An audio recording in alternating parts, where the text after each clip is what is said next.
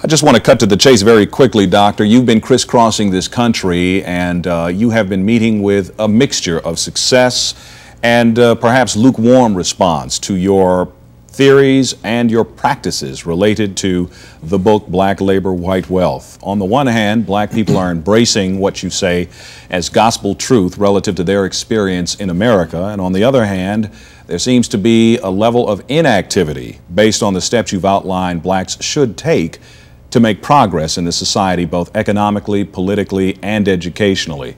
What kind of response are you getting at this point, specifically to your message about black empowerment? Typically, Daryl, I'm getting an overwhelmingly positive support from black folk in terms of the intellectual strategies and materials that I'm sharing with them. But there's a disconnect. A disconnect occurs typically when you ask them to start doing something. In other words, I can show them all kinds of reasons why they should never use the word minority, that they are the only systematically planned minority in the country, and being called oneself a minority is a negative thing for black folk. And why is that? Because two things. First of all, it creates a negative mindset. We live in a society where the social rule of operation is that the majority will win and the minority will lose. The minute you call yourself a minority, you call yourself a loser. And so that sets up a psychological mindset in that individual who uses that term. Secondly, is that when black folk do either accidentally or intentionally become a majority, they cannot shift gears from being a minority, using that word minority, and practicing the rules of operation for being a majority. Can you tell me or define for the audience exactly what it means in America to be a minority? To be a minority in America is to be a loser.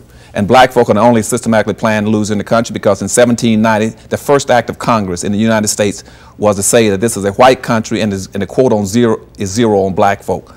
Now, what that did, that set up some very, very important issues that might occur in the immediate future. And that is that if you live in a society where the majority will win and the minority will lose, the Federalist paper says then it is the majority's responsibility then to take care of the needs and the wishes of the minorities. In other words, it is not black folks' responsibility to keep running around saying I'm a minority and pursuing getting their rights. It is the majority's responsibility to take care of the minority, not the minority itself, because the minority doesn't have any power to do it. See, it's going backwards. See, black folk as a systematically planned minority, which means black folk will never get in any power positions because the immigration laws won't let you bring in black refugees. That's why you can't bring Haitians into the country. That's why you had 3,000 blacks on a ship off the coast of Liberia going up and down the west coast for 2 months because nobody would take them in. This country never went out on a limb and say, hey, we'll bring in those African refugees just as we brought in refugees from Cambodia, Vietnam, and Taiwan, and Hungary, and from Cuba. Nobody ever goes out to try to bring in blacks because you got a quota on blacks. That quota was lifted from 0 to 1/2 of 1% in 1966 with the new immigration laws. But you still can't get blacks in a significant number. That means that black folk will always be losers because they never had the majority population.